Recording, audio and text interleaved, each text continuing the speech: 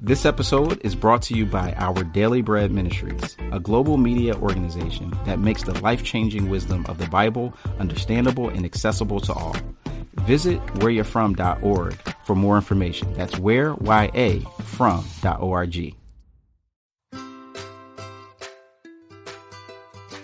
Hey friends, welcome to the Grace Enough podcast. I am your host, Amber Cullum. Each episode, I sit down with a guest to discuss their life journey and how the grace of God has impacted them along the way. After listening to today's episode, I hope you are encouraged that God can use you right now in the midst of your day-to-day life. Yes, it requires daily surrender and trust, but we must remember His grace is enough.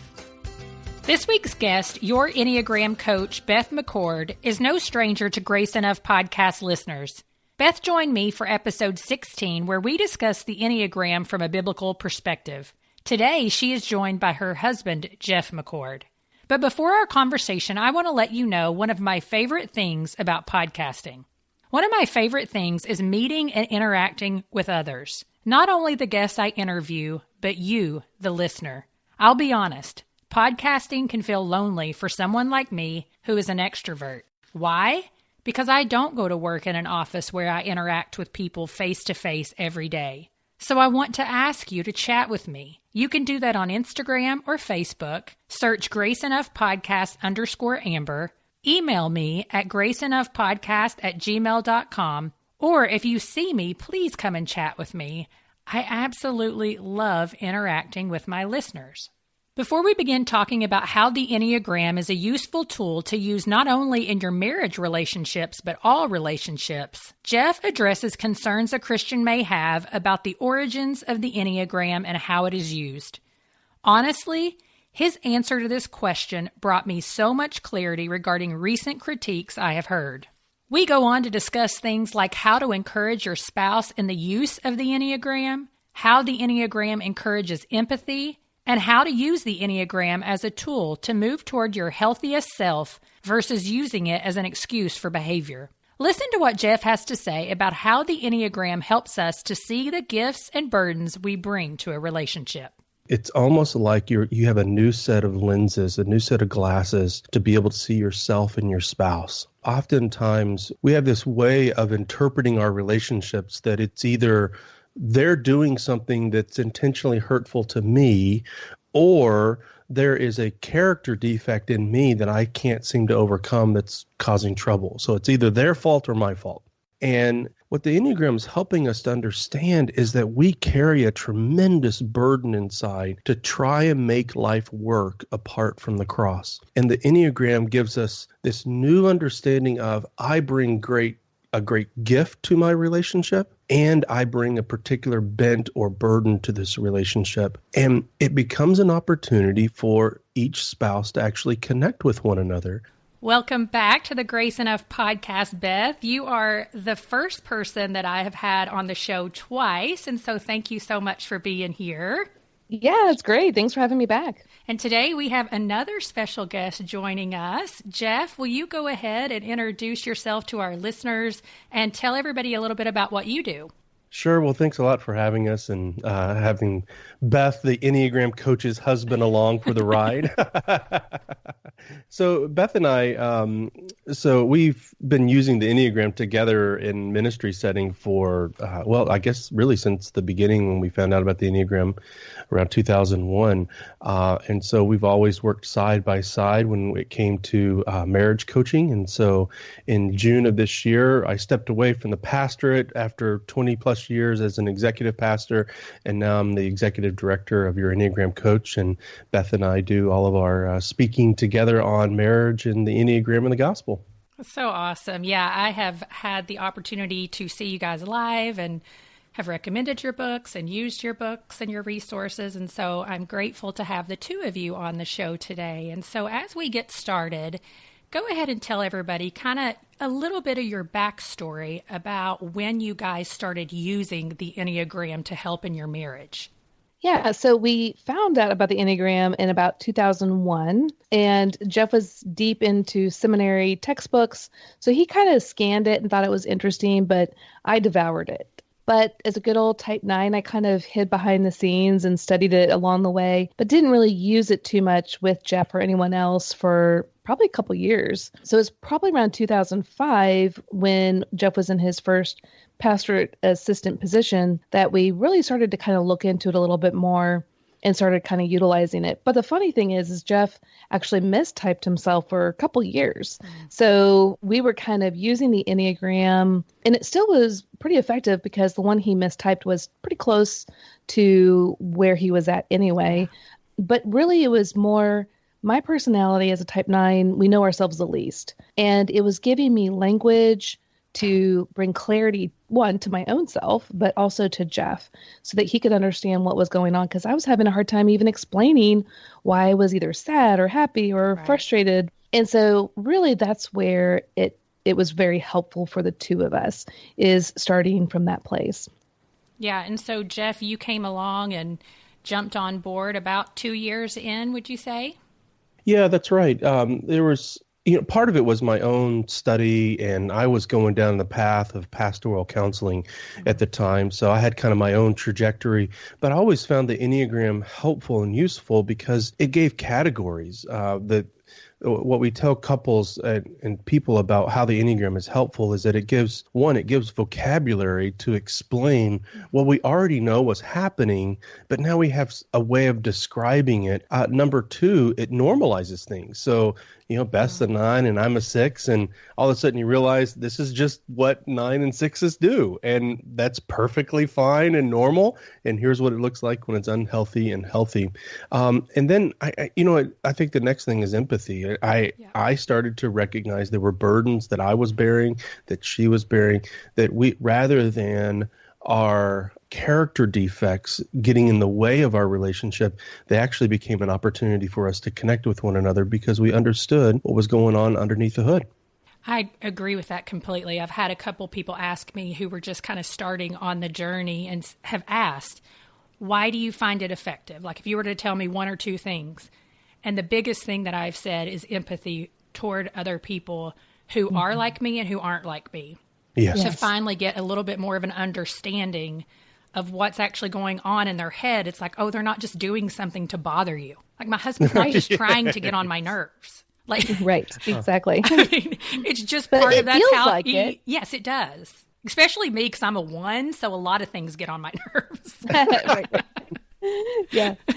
So with that said, both of you are believers. I am a believer, and the popularity of the Enneagram has skyrocketed in recent years. And with that has come quite a bit of critique and just negative and positive conversations regarding it. And so will you guys speak a little bit to some of that critique, particularly, the origins of the Enneagram and, not misusing it as a tool for the gospel? Speak to that a little bit.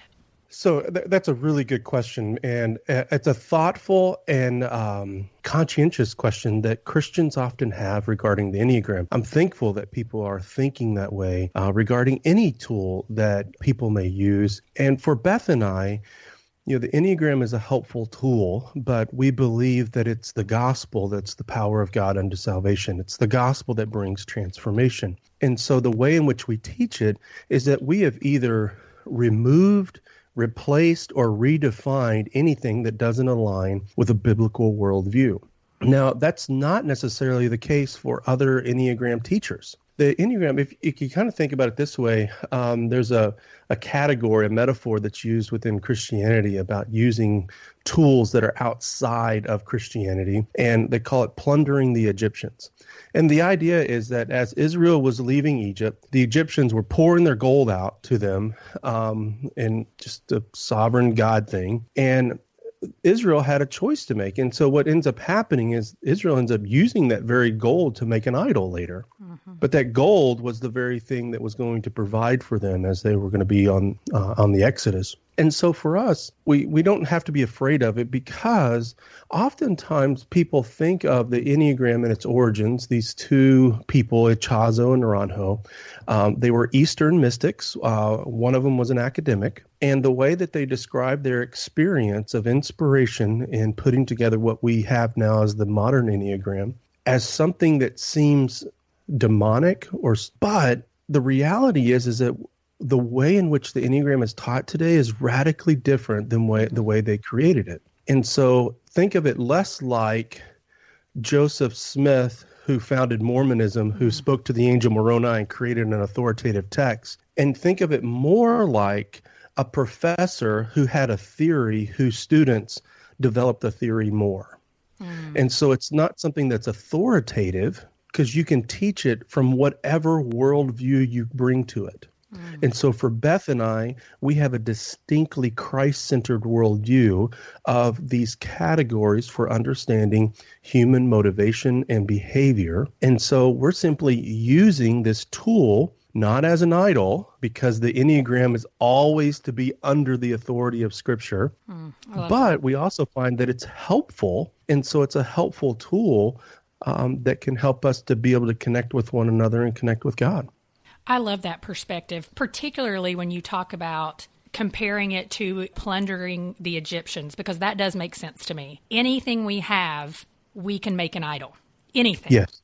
And we have to constantly take it before the Lord and ask Him to do the leading, ask Him to give us the discernment, instead of just taking everything and drinking it down like it's gospel truth.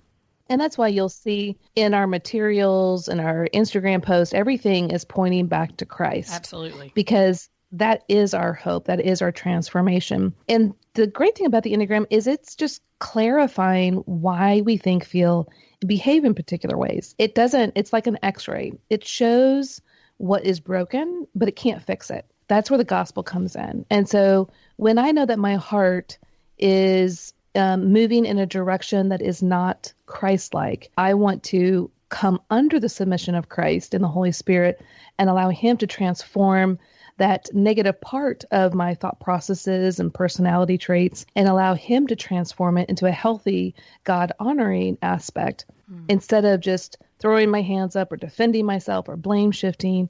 That's where the Enneagram can be really powerful. We can see what is in reality and what we're doing, but we can always praise God that the finished work of Christ has freed us so that we can have the transformation that's already at hand before us. Thank you. That's awesome. So powerful. Well, in the fall, you guys released the book, Becoming Us, which is really a tool to use the Enneagram to help marriages thrive in a gospel-centered way.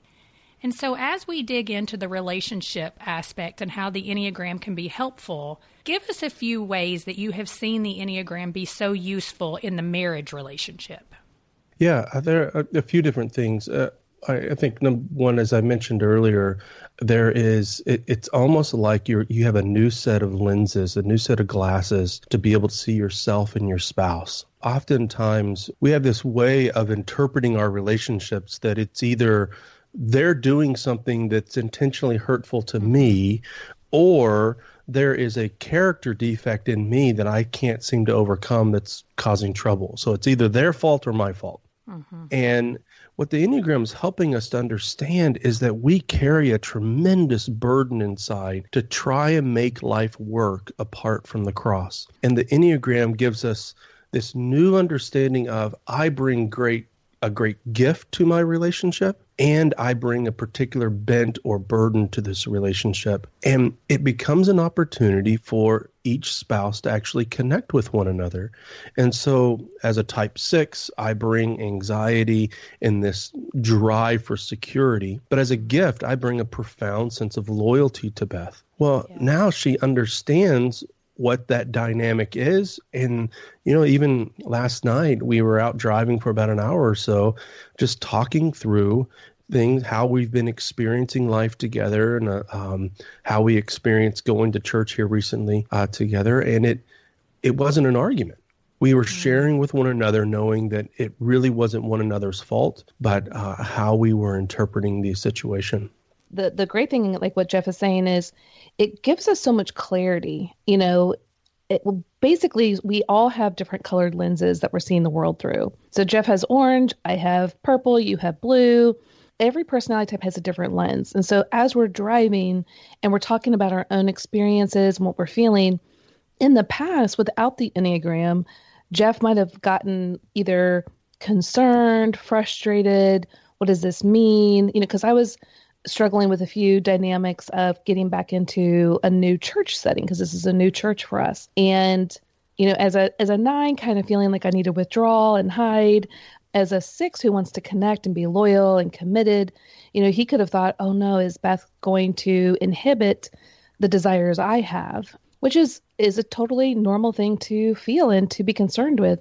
But what he was able to do is take off his lenses for a second and put on mine. So to have that empathy, that compassion, that grace, that mercy, while I was describing what I was feeling, not as an attack on him, but just sharing. And that's what we're really hoping for couples, is to recognize that your spouse and you have different lenses on, and to take the time to take your lens off and to put their lens on. Now, you're not them, you'll never be them fully, but just to do that for a second really helps us to have that compassion to move towards our spouse with love and grace, forgiveness in ways that we probably never could have in the past. Well, and something that you said, talking about the lenses, that helped me so much is, if you had 9 people standing on stage, and let's say we're all watching the exact same situation unfold, every single person, I shouldn't say every single person, but all 9 of those people see that situation unfolding a little bit differently, even though we're all watching the exact same thing at the exact same moment.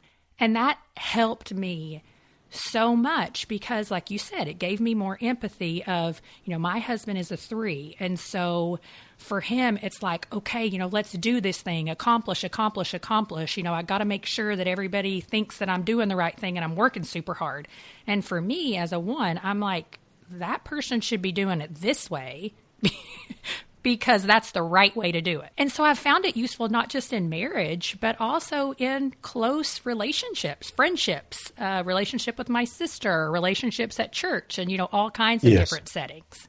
Absolutely. That's right. And so, whenever we're writing specifically in the book about marriage, the truth of it is that we're writing about 2 Enneagram types. So it doesn't really matter what relationship that may be, whether it's with your parents or with your own children or with spouses or siblings or friends. These dynamics are going to be true just because of your Enneagram types. Yes. Well, I think that's one thing to also highlight about the book is the front part of the book. There's 2 parts. Yeah. Part 1 is all about marriage and understanding the Enneagram and how to use it with communication, conflict, family of origin, and becoming our best selves together, all wrapped up with the gospel. The second part is called the roadmap. And when you fan your book, on the side of the book, you'll see the color tabs on the side. And those color tabs represent each of the 9 types. So for you could go straight to 1 or straight to 3 and learn more about your personality style in marriage or relationships and your husband's. But that's the great thing is that I think the book should be bought by everyone. Yeah. I'm a little biased, but because if you have it at your work and your desk and your coworkers types and you're like, okay, I need to go tell this person something pretty hard. How will this land on them? How can I avoid conflict activators for them? How can I understand when they're doing well or they're not doing well? And that back part of the book is going to help you understand each of the 9 types in that deep relational way. So just even if you have the book for the back part, even if you're single or you think your marriage is doing great, there's so many other relationships that just that back portion is going to be so impactful for. Yes, I agree. We've used that back part several times. And even, somebody who's trying to figure out their type, if they don't have the book, I've been like, well, here, hold on. Let me look back here and, read a couple of these from everyone. And that'll give you a little bit of something to chew on. Well, I asked several of my listeners to submit questions that they would like you guys to answer. And so we're going to start off with my friend Heather, who is actually working through the book in her community group. And her question was, her question is, how can you go about getting your husband on board? Oh, wow. Isn't that the question? Yeah. Well, and it is true, I think, with a lot of things in marriage, that the wives are usually the first ones on board, but that's not always going to be the case. So I think it's really what I would say speaks to either, right? Because there's going to be some men out there that are all for it, and there are some personality styles that are going to be a little resistant to the Enneagram up front. And so what I would say is just to any spouse that the other spouse isn't interested is the Enneagram really is about you doing your own work. When you do your own work and you understand why you think, feel, and behave in particular ways, whether in a misaligned or aligned with the gospel, there are tremendous differences between the two. When you start to understand how you are, and then you bring that under the submission of Christ, and you allow him to work in and through your life to be more aligned with his truth, those characteristics of a healthy type for your type will naturally overflow, and others will experience that. When your husband or your wife, whoever is the not interested one, starts to see radical transformation in your life because you're doing your own work, you're not forcing it onto them, they will be intrigued and they will be interested because you're going to show the peace, the grace, the joy of Christ. It's just going to exude out of you in your own personality style. It's not like you become someone different.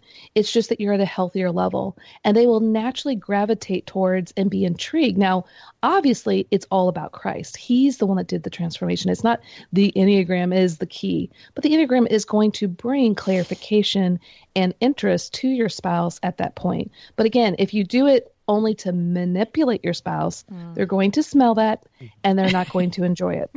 So again, if you just focus on yourself, you'll see in due time your spouse probably being intrigued. Yeah, there are a couple of thoughts. Two things that I hear from men regarding the Enneagram that they're seeking to avoid by not engaging with it. Number one, they've experienced personality tools in their careers and they've never been profitable. It just wasn't helpful for them. And so they bring a lot of experience, whether that be Myers-Briggs, DISC, Strength Finders. And so they go to these, off-site retreats. Someone does some consulting and it doesn't change anything. And I understand that. We've even participated in some of that. The Enneagram is quite a bit different because it speaks to motivations. It speaks to what's really driving people. And so it's much more profitable and productive than some of the other tools. I think secondly, a lot of men will make comments that they don't want to be put in a box. And here's what they're getting at is that they're afraid that they're going to take this test and it's going to give them their number, let's say, and that is going to be used against them by their spouse. So let's say you're a 9 and now your spouse knows you're a 9 and she continues to bring up how you're being more like a 9, that you're not getting up and doing stuff. You're kind of slothful emotionally. And so they're afraid that it's just going to open up more opportunity for criticism. Now, here's where guys miss the opportunity. Marriage researcher John Gottman, great material on marriage, but he found out in his research that the difference between masters in marriage and disasters is a couple's ability to attune to one another. So he calls them bids, and a bid could be both a positive or negative statement. So let's take type 1, for instance, like you, Amber. A type 1 may bid in two ways. One, they may bid by offering a helpful suggestion, or they may bid by trying to attune to their spouse as a critique. I don't know anything about that second one. That's great. But both Sadly. of them are an attempt to connect. And what the Enneagram helps you to understand is that those two different statements are actually a way in which a type 1 is trying to connect and reach me. And if I, as let's say your husband is a type 3, if I'm avoiding all of those times that it comes across as a critique, we miss each other. But with the Enneagram, you actually find like, oh, Amber's trying to get my attention. She wants something from me or for me to attune to her. And so the reality is that the more that we attune to our spouses, the less they are to criticize us. And so the Enneagram is actually going to help you to be able to connect with your spouse more so that some of those criticisms and some of those unhealthy patterns of communicating actually diminish. And so is it worth it? Yes. Is it helpful? Yes. And you may find that it may subvert some of the very things that you're avoiding in your relationship. Wow. Thanks, Jeff. Yeah, that even helps me. Sure. Now I feel like my wheels are turning, and so I've got to refocus back here in order to keep asking questions. So I'll be thinking about that one for a while. Okay, well, my friend Cindy, she wants to know, is it possible for any and all numbers to have a successful marriage? Yes. So, of course, there's hope, but why is that? Because certainly, I think there are certain personality types that clash more than others. And I know, because this is a friend of mine, that she's in a situation, not her personally, but someone in her life where it's a newer marriage. And she's like, oh my goodness, is there hope for these two to actually be successful? Yeah. And it can look a wide variety of ways. For instance, you could have two type 9s that are married, and they will look like they have this peaceful, kind marriage that never fights because they both hate conflict. But that doesn't mean it's a healthy marriage. Amen. Because they might be avoiding what needs to be spoken of.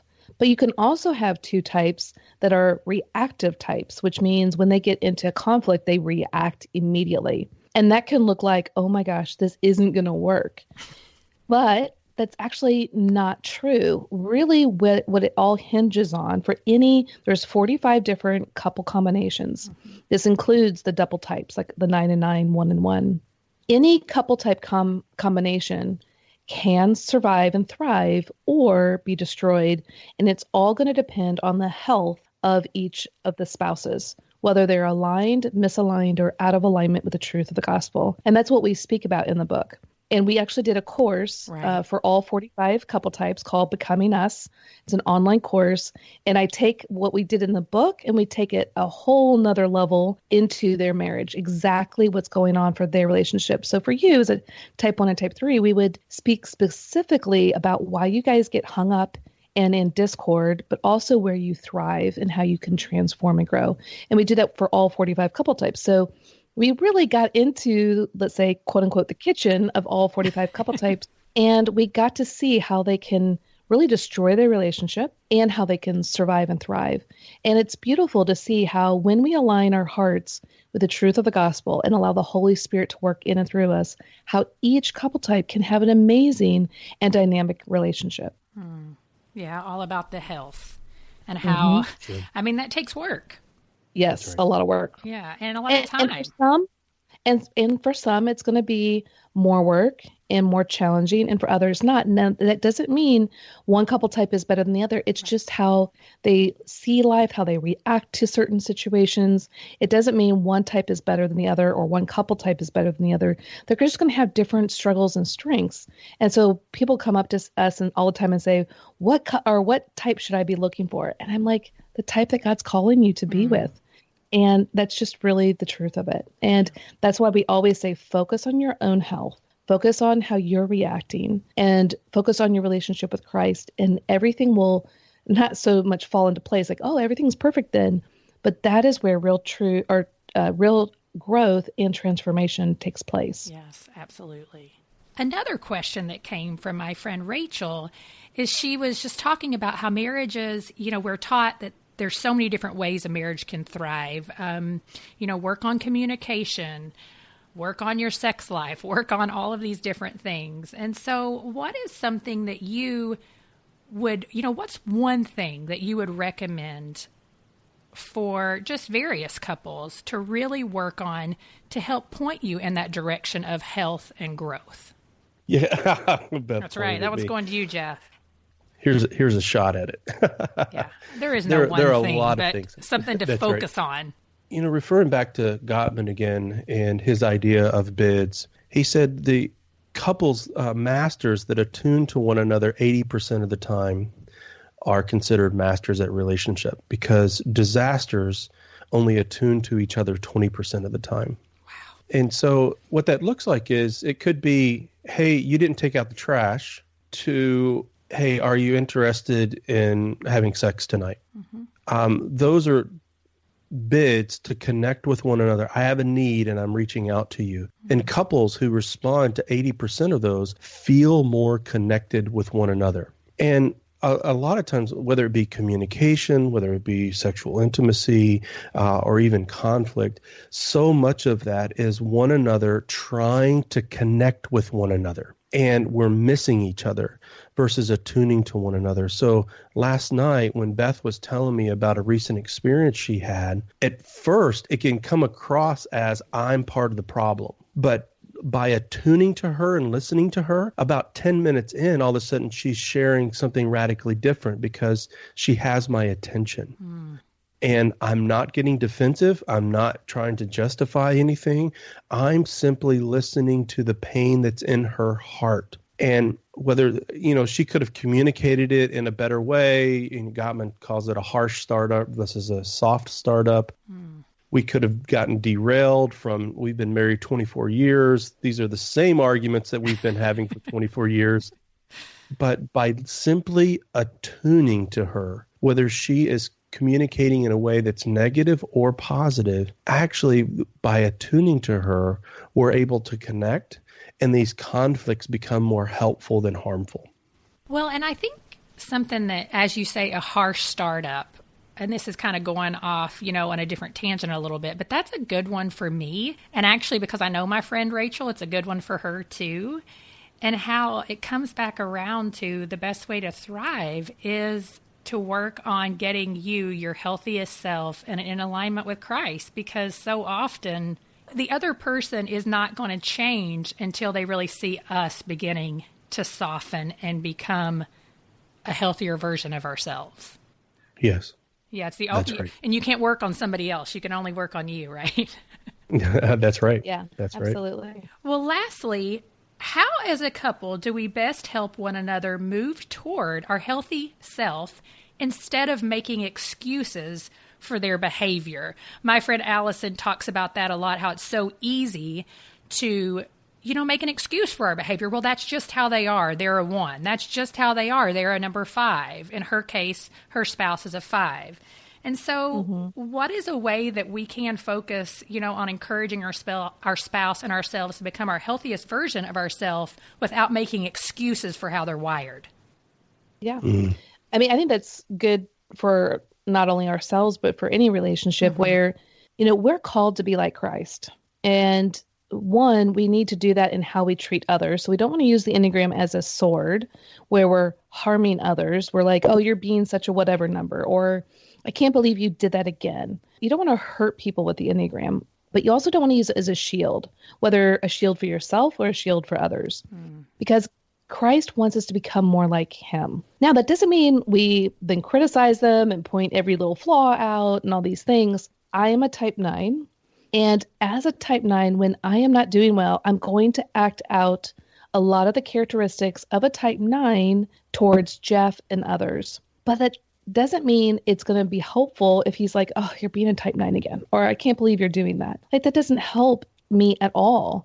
But to have compassion, understanding, and to be there to listen, to lift me up, to encourage me, even when it's hard for him to do that in the moment, really actually takes me much further along my path of growth. So you could use the back of our book where you can see where a person is aligned, misaligned, or out of alignment. We show that very clearly.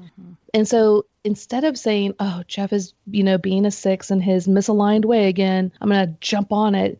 Instead, what if we came and we asked clarifying questions? What if we said, hey, I was wondering if you're struggling because I'm seeing certain attributes.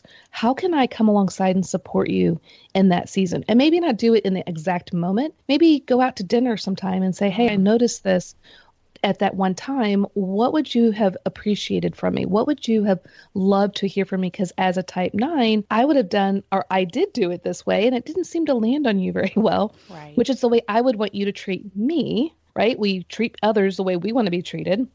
But that doesn't mean it necessarily is going to be the best thing for that other person. So asking clarifying questions, giving clarifying statements, not jumping to conclusions. Actually, our first chapter in our book is called Assumicide, because we're constantly assuming other people's thoughts, feelings, and motives, usually incorrectly. We think we know why they're doing what they're doing, but we don't know. So ask clarifying questions, be patient, be kind, and serve one another by giving 5 to 1, 5 affirmations to every negative or feedback that you have to give, which is another Gottman thing that Jeff is always talking about.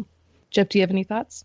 Well, the second section of our book really will be helpful. And if I were encouraging guys to read this book, there's 2 pages. So in the back of the book, there are a total of 8 pages on each type. And then the last 2 pages are about how to relate to that type. Mm-hmm. And there are sections there on how to affirm them.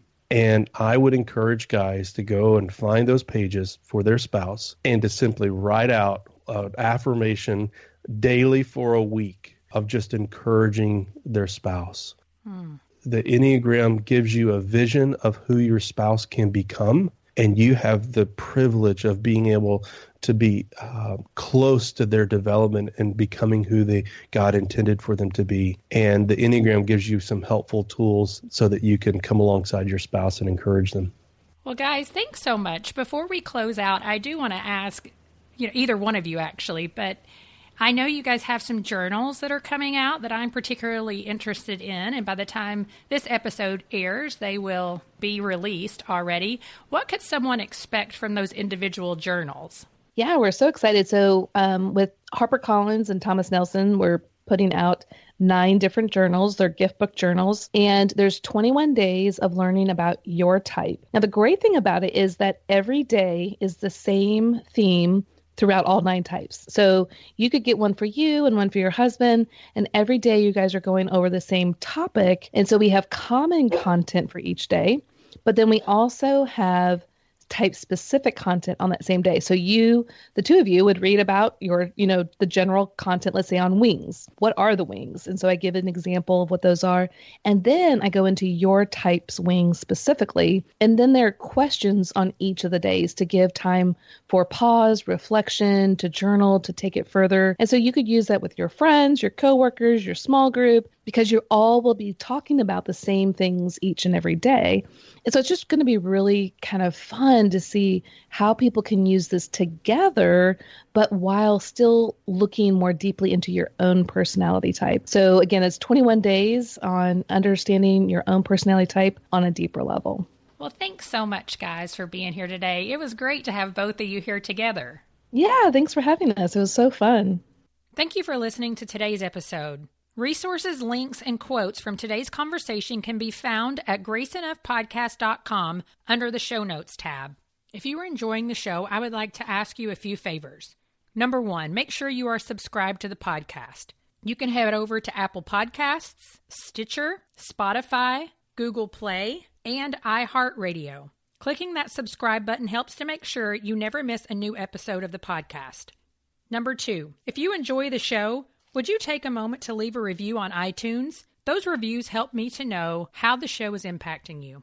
And number 3, the best way to grow is for people like you to share it with your friends. Will you share your favorite Grace Enough podcast episode via text, email, or social media? Again, I'm so grateful for each one of you who listen week in and week out. Thank you for listening to the Grace Enough podcast. Tune in next time.